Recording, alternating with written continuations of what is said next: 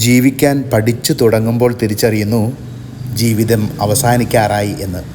മക്കളെ വളർത്തുന്നതിൽ അനുഭവിച്ച വാശികൾ, ദേഷ്യം, ടെൻഷൻ എന്നിവയും അവരിൽ രൂപപ്പെടാൻ ആഗ്രഹിച്ച ഭക്ഷണരീതി, സുരക്ഷ, പഠനം, വിജയം, അച്ചടക്കം, ഉപദേശങ്ങൾ, പഴയ കാര്യങ്ങൾ പങ്കുവയ്ക്കൽ തുടങ്ങിയവയ്ക്ക് കൈക്കൊണ്ട രീതികൾ എടുത്തുചാട്ടത്തിൻ്റെ, ദേഷ്യത്തിൻ്റെ രീതിയായിരുന്നുവെന്ന് കുട്ടികൾ മുതിർന്നവരായി കഴിയുമ്പോഴാണ് മാതാപിതാക്കന്മാർ തിരിച്ചറിയുക. കുട്ടികളുടെ ശാരീരിക, വൈകാരിക, ഭൗതിക, സാമൂഹിക വികാസത്തിന് വാശിയോടെ എടുത്ത തീരുമാനങ്ങൾ പലതും ശരിയായില്ല, സമഗ്രമായിരുന്നില്ല, ആ രീതി പാടില്ലായിരുന്നു, കുട്ടിയെ കേട്ടില്ല തുടങ്ങി ഒത്തിരി കാര്യങ്ങൾ മനസ്സിലാകുന്നത് വൈകിയാണ്. മക്കളെ വളർത്തുമ്പോൾ വികാരവും പെട്ടെന്ന് ഫലം കാണാനുള്ള ആകാംക്ഷ, ടെൻഷൻ, വിജയിക്കണമെന്ന അത്യാവേശം എന്നിവയാണ് മാതാപിതാക്കന്മാരെ നയിക്കുക. കുട്ടികളെ മനസ്സിലാക്കി കൂടെ യാത്ര ചെയ്യുന്നതിൽ വിജയം നേടാനാകുന്നില്ല.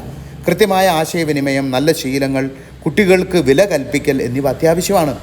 അനുഭവങ്ങളും പ്രതീക്ഷകളും പങ്കുവച്ച് ചർച്ച ചെയ്ത് കുട്ടികളോടൊപ്പം സന്തോഷിച്ച് കുടുംബം മുഴുവൻ വളരുന്ന അനുഭവമാണ് നേടിയെടുക്കേണ്ടത്.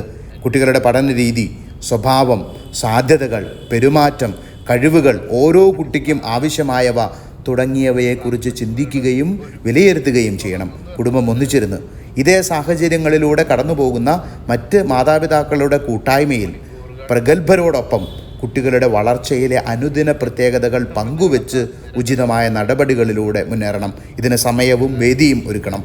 ഓരോ കുട്ടിക്കും വ്യത്യസ്ത പാരൻറ്റിംഗ് ശൈലികൾ മാതാപിതാക്കന്മാർ സ്വപ്നം കാണണം, ക്രമീകരിക്കണം, നടപ്പിലാക്കണം.